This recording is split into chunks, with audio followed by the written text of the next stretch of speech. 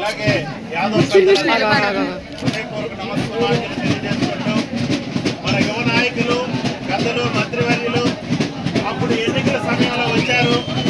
మన గంగమ్మ తల్లికి ఆ రోజు మన మంత్రి గారు కొబ్బరికాయ కొట్టి గంగమ్మ తల్లి ఆశీస్సులు తీసుకుని మీ అందరి ఆశీస్సులు తీసుకుని ఈరోజు అతి పిన్న వయసులో ఆయన ఒక మంచి మంత్రి పదవి చేపట్టారు. కాబట్టి భవిష్యత్తులో ఆయన ఇంకా ఉన్నతమైన పదవులు చేపట్టి మన మంత్రి గారు సుఖంగా ఉండాలని, వారి కుటుంబం చల్లగా ఉండాలని, వారి నాయకత్వం భవిష్యత్తులో అభివృద్ధి చెందాలని, అలాగే ప్రజలందరూ కూడా ఈ మహోన్నతమైనటువంటి మహా ఉత్సవమైనటువంటి గావుని సంతోషంగా సంబరాలు జరుపుకోవాలని, మీరందరూ చల్లగా ఉండాలని మీ ఆశీస్సులు మనందరం కూడా అధికారికి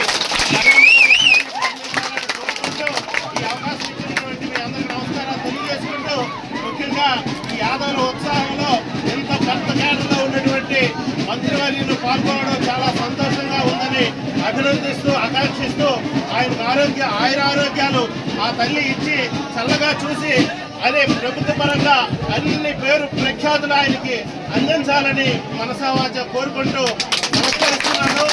నమస్కారం, అందరికీ నమస్కారం. అలాగే మన మంత్రివర్యులు గంగమ్మ తల్లి అంటే